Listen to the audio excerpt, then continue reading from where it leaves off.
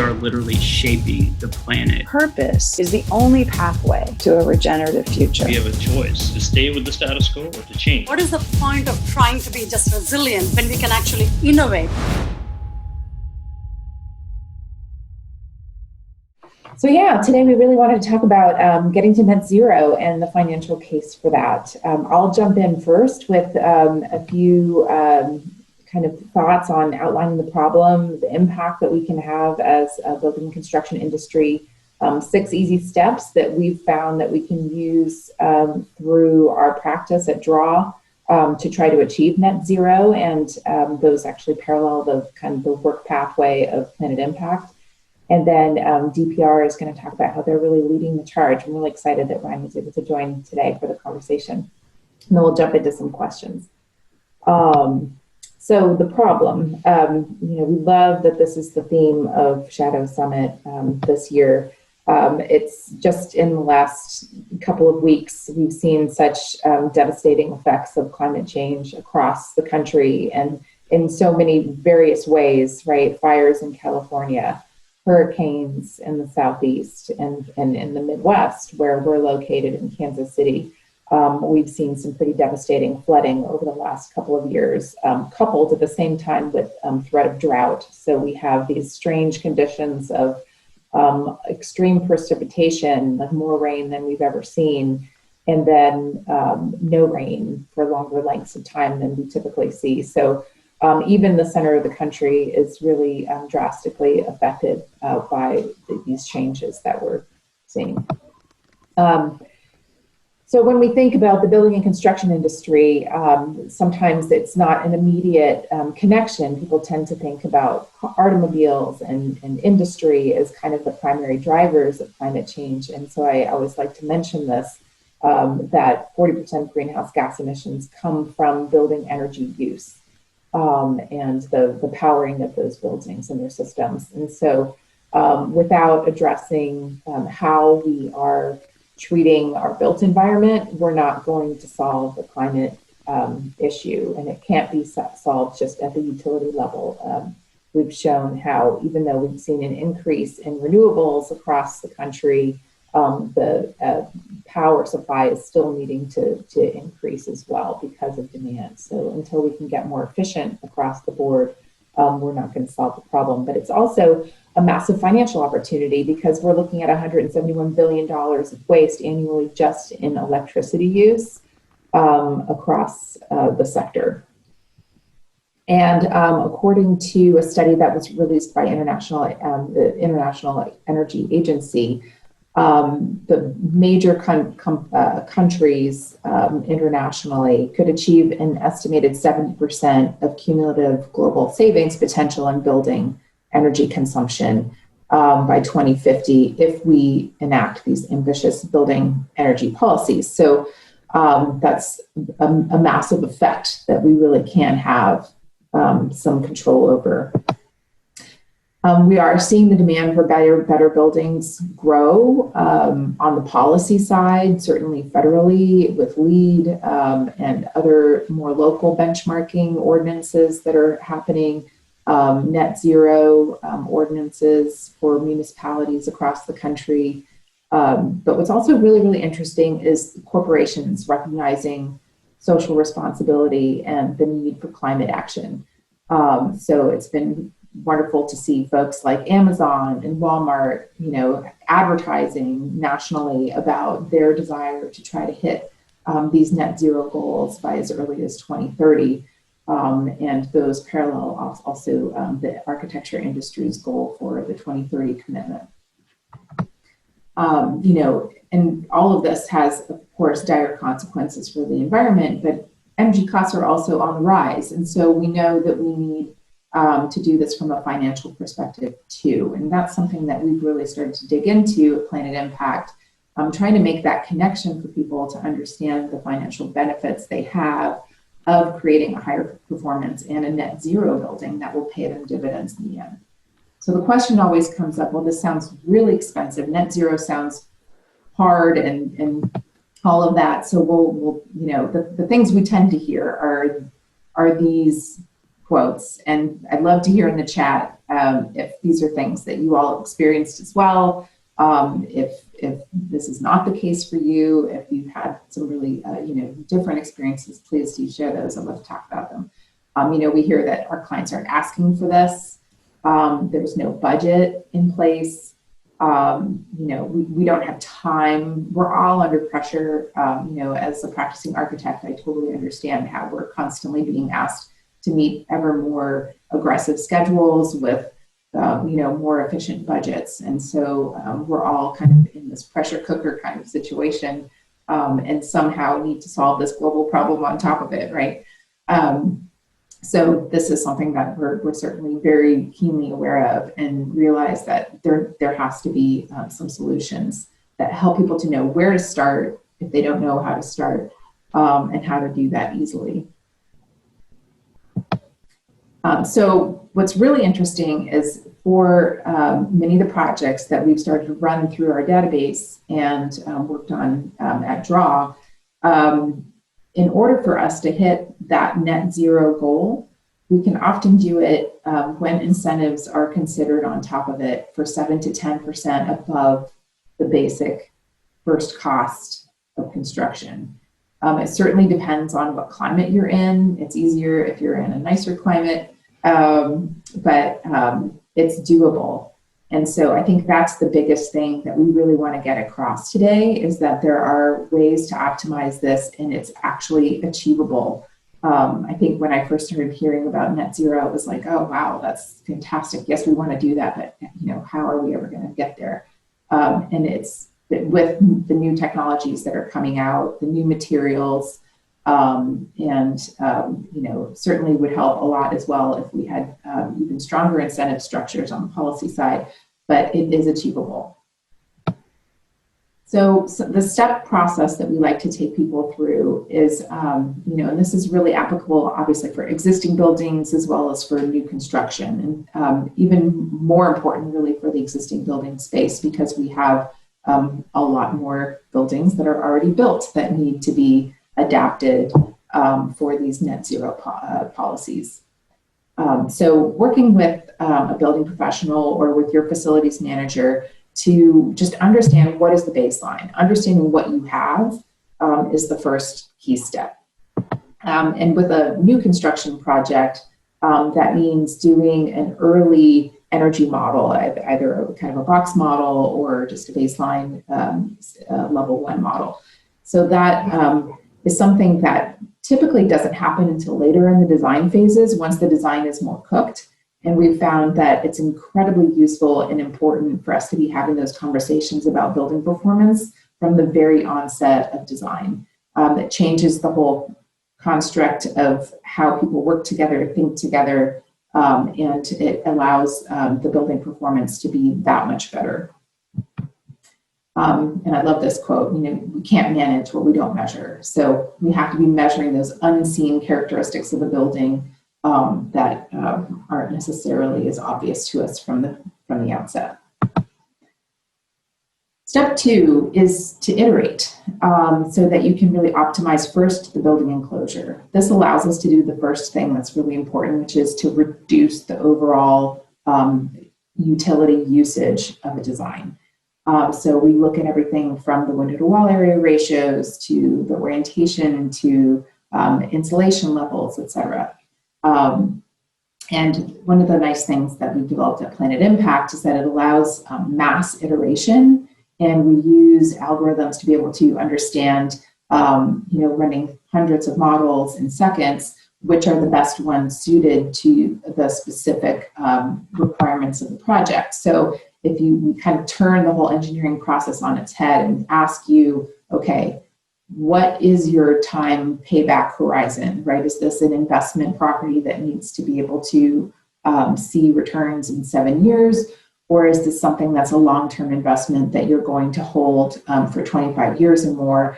That changes very much the way that you want to try to achieve building performance optimization. So starting with those questions that matter most to the client, to the user and occupant of the building is key to the process. So what we found through running many of these analyses is that insulation tends to really pay off. It's a lower cost option to achieve good, bang for your buck. Number two is that we need to stop building glass buildings, all glass buildings. They are essentially like an R2 building, and somebody once told me, which I thought was so interesting, that building a glass skyscraper is basically like the same insulative value as a log cabin with, no insulation whatsoever. So the fact that we continue to build this way, I think daylighting is certainly something that's mentioned oftentimes about the reason why we have a lot of glass to get the light into the space. But just as indicated by this image, you can see how everybody has their shades down, throughout the building so often because the glare issues are there. And then, of course, lighting is another really big bang for your buck item to focus on if you can optimize there. Step 4 is consider all electric. And this is especially important on the commercial side. Oftentimes on the residential side, there might not be the same opportunity for going all electric, and gas still is the more efficient way to go in terms of mechanical systems generally, but just by a little bit, electric is getting better. And the great thing is that if you do go electric, then you have that opportunity to use renewables to offset those loads. And you can become, you can actually get to net zero to be fossil fuel independent. And that's where we're trying to get everybody to be. So this is our own office building, by the way, in Kansas City, where we installed some PV panels, and we produce about 50% of the energy we use. And then 5, take a holistic approach. Reducing water usage is an incredibly important step, not just in terms of the savings benefits. We seem to see easily a 35 to 40% reduction in water use with the right kinds of fixtures or low flow or flushless urinals. And we are seeing even more savings when you use smart sensors on irrigation systems coupled with that. And the thing about water is it's pretty inexpensive across much of the United States, but those utility costs are also increasing, similar to energy costs.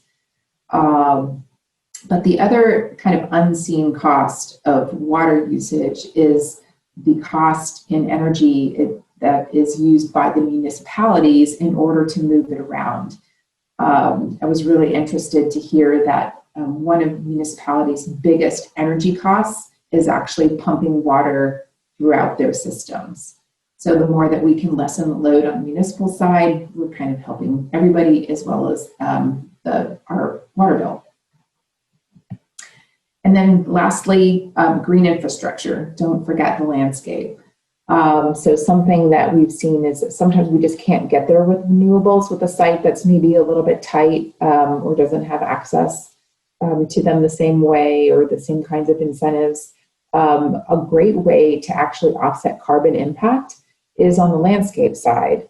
And there's a wonderful calculator that Pamela Conrad has developed out of San Francisco that essentially helps to analyze how the green spaces can be used as a carbon offset for your impact. So we just like to get the word out about that great tool as well. All right, so I need to move this along here. So I just, in terms of that step-by-step process, that is the process that PlanIT Impact automatically takes you through with the design, and it provides helpful graphics to really start the conversation and help your client to understand the benefit of the first cost and return on investment of these various measures. We also help you to collaborate so you can have an interdisciplinary approach, which is very important, and Ryan and I will both talk a little bit more about that.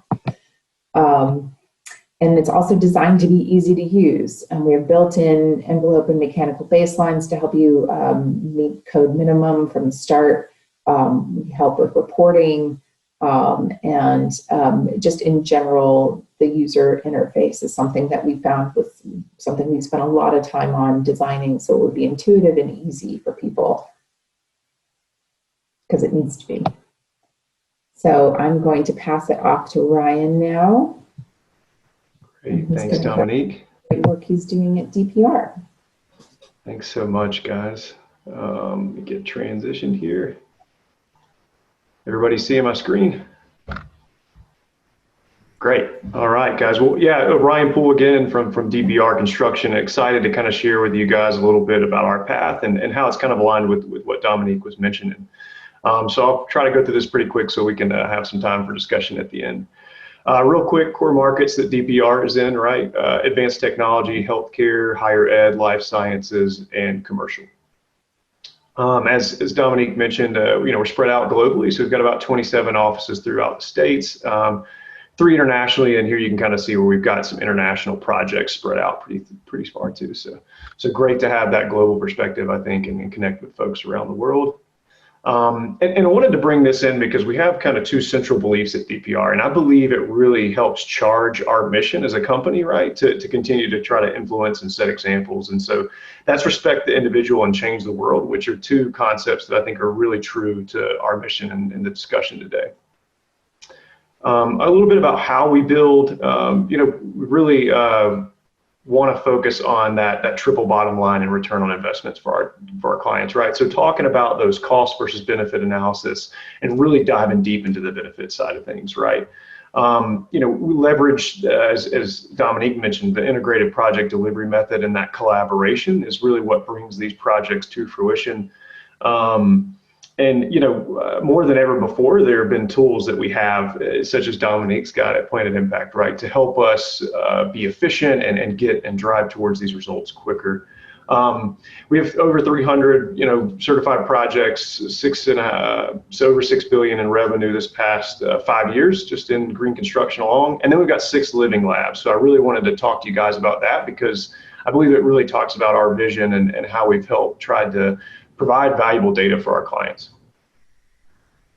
So a big thing about our living labs, these are our own offices, right? And so we've got 6 across the company right now that are net zero energy, among some other certifications as well, right? So, and they're all in different climate zones, which is really cool. So Dominique mentioned that too, right? And understanding the difference, the strategies we have to take within building efficiency, making up from photovoltaics and things like that, right? Passive design, depending on the climate zone that we're in. So you'll see a little bit of that.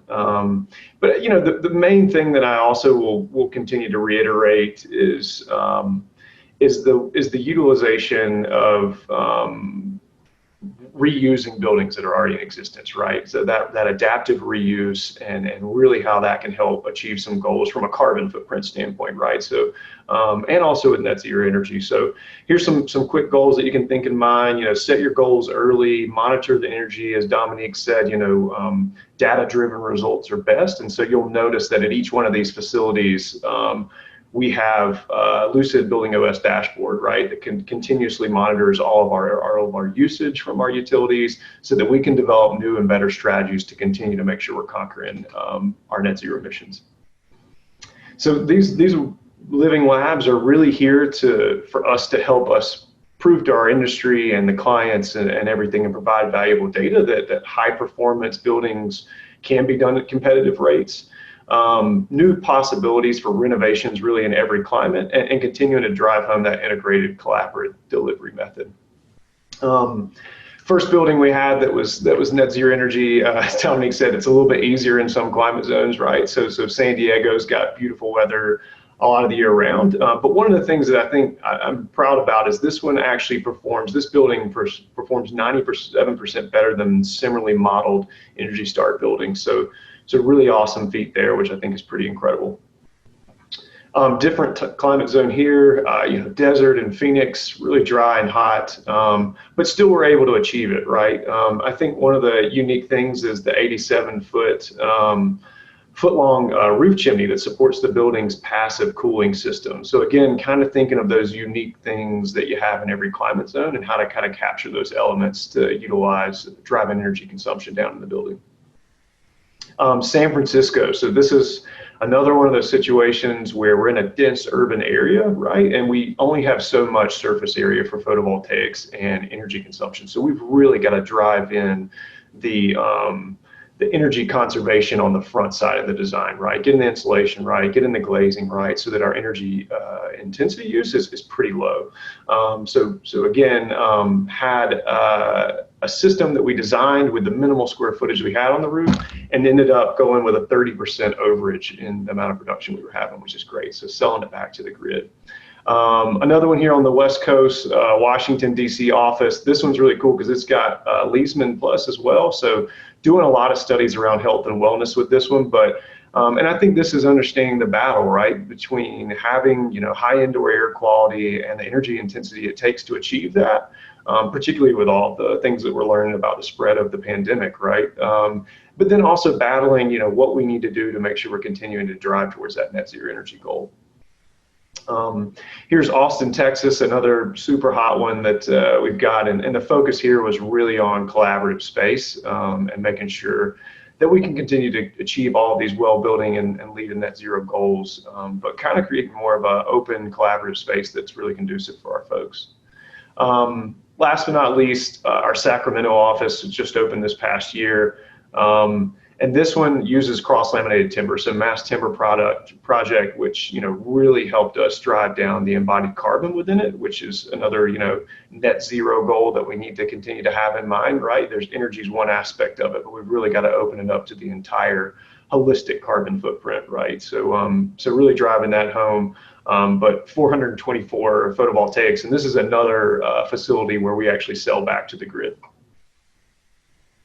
And all of these kind of have a common theme, right, which I wanted to bring up, which is the adaptive reuse, right, and understanding that typically it's cheaper and faster to renovate. Energy savings are from fewer materials and transportation because we're using the materials that are already there, right? So that in turn provides less embodied carbon, and continuing to boost, urban density and neighborhood value.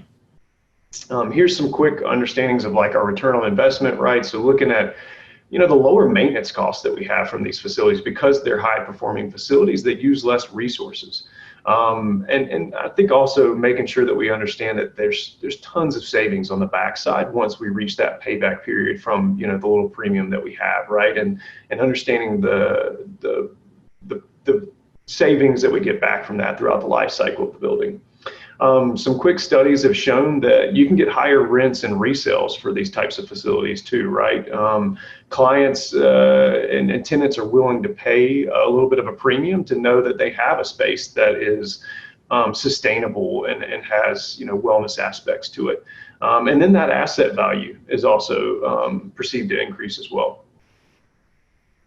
And last but not least, driving home, that all this can really help us attract tenants. It can help us understand how to attract more folks to our businesses and to the spaces that we have.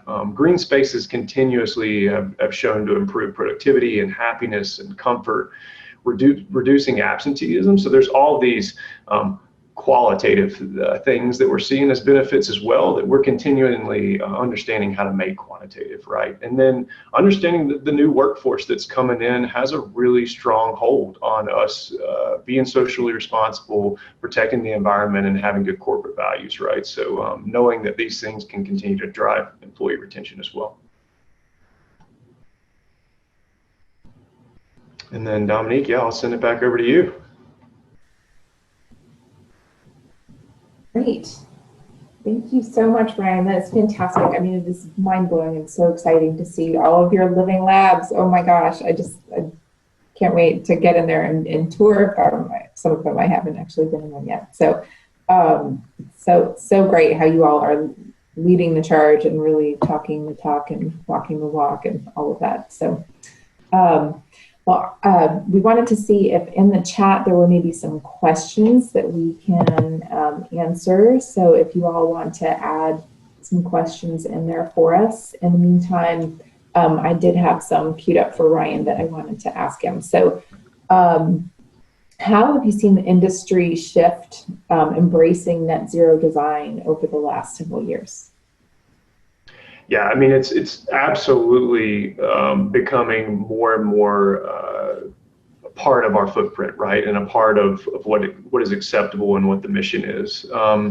It's really understanding, I think, the collaborative tools that we have to drive us there. So it's all in the front end and the collaboration on the front end, right? To understand, like you said, what is the baseline? People always ask me, right, what are the premiums for me to get LEED and well certified and all these things? And I'm like, well, the premium always depends on what the baseline building is. If you've got a high performing building that's got these focuses already, the premium is really minimum to nothing. But if you're starting with a truly, low-lying baseline building, then you've got a little bit more further to go, right? So I think just really, it's become incredibly more prevalent. Folks are asking about it nonstop. I mean, and like we said, we've also got municipalities and folks that are driving it just from utility side. So we've got utility systems that are continuously incorporating renewable energy as well, which is great, right? We're going to have both to really be able to make an impact. The energy companies, as Dominique mentioned, we've got population growth is still happening, and we're continuing to increase our demand for energy consumption. Plus, the implementation of constant technologies that we have. I mean, we're in an age of technology that's just skyrocketing, right? But I think that also proves the point as to why net zero energy is becoming even more of the conversation, is because we're driving the market towards making it more affordable. And it's significantly more affordable now than it was a decade ago. Fantastic. So in terms of providing net zero services, how are you seeing the shift also between, it being previously, I feel like it was predominantly the architect and the engineer who were driving that conversation and that were sort of responsible for making this happen. How are you seeing that change in terms of the role of the construction manager at risk or the GC side? Yeah, no, that's great. I mean, I think continues to drive home the necessity of the collaborative approach, right? We all have different expertise. Ours happens to be constructability and the cost of that, right? And so what we often find too many times is we get far along with a design, and then we have to sit down with a team and understand what the real financial cost of that is, right? And then oftentimes we have to back down off a budget, right? And VE and what ends up becoming first thing on the chopping block, right? It's the added sustainability features that we wanted. So it's really trying to have those conversations early so that we don't get to that point, right? It's not a VE exercise. It's not, you can't have this versus that. It's incorporating in the design from the beginning so you really know the full picture and the financial costs that it would take for us to get there, which is, we have incredible technology nowadays, just like Dominique's doing at PlanIT Impact, that, with the click of a button, we can start to understand what some of those financial means are, right? And then what that impact is so that we can start having some influential conversations with clients around, hey, this is what this really could look like, from a financial standpoint and return on investment standpoint. Not to mention all the incredible, benefits that we get on the backside from both environmental and I think from employee health and wellness too, occupant health and wellness. Does anybody else have any questions? I'm not seeing any in the chat just yet. I think we're almost up to our time here, though. So, Nick. I'm here. What's going on? That was great. Brian, Dominique, thank you so much. Looks like we have about 1 minute left. So if anyone has any final thoughts or questions, feel free to raise your hand, ask. If not, you can certainly find Dominique and Ryan in the Slack channel. There's some good conversations going on in there. So if you have a second, please take a visit. And yeah, I'm sure Dominique and Ryan would be open to any questions that you have if you want to reach out privately or separately. So thank you all again so much. That was a great conversation. Yeah, thanks for having us, guys. Yeah.